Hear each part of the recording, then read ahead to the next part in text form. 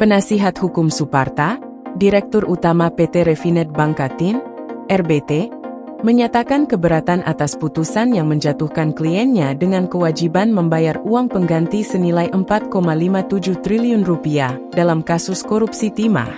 Andi Ahmad, pengacara Suparta, berpendapat bahwa keputusan tersebut tidak adil, karena uang yang diterima oleh kliennya dan perusahaannya telah digunakan untuk biaya eksplorasi dan pengolahan biji timah.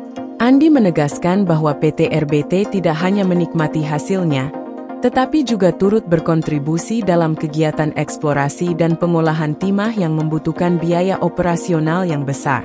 Menurut Andi, Suparta sebagai Direktur Utama PT RBT bekerja dengan izin usaha pertambangan yang sah, bukan sebagai penambang ilegal. Oleh karena itu, ia berpendapat bahwa keputusan yang menjatuhkan denda dan uang pengganti yang begitu besar perlu dipertimbangkan secara lebih adil, mengingat kontribusi perusahaan dalam pengolahan timah yang sah.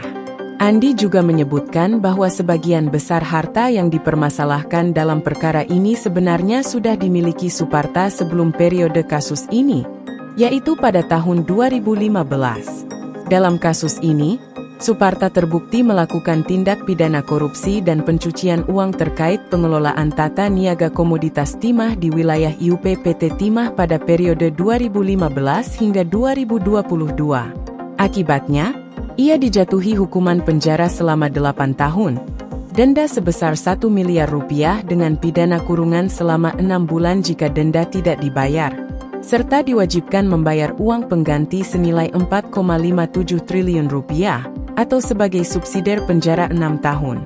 Kasus ini berawal dari dakwaan bahwa Suparta menerima aliran dana yang tidak sah sebesar 4,57 triliun rupiah, dan melakukan tindak pidana pencucian uang dengan membeli sejumlah barang mewah, termasuk mobil, truk, dan sepeda motor. Pengacara Suparta kini memerlukan waktu untuk mempelajari lebih lanjut putusan tersebut, termasuk mengenai aset yang dimiliki Suparta sebelum periode perkara, guna memastikan adanya keadilan dalam proses hukum ini.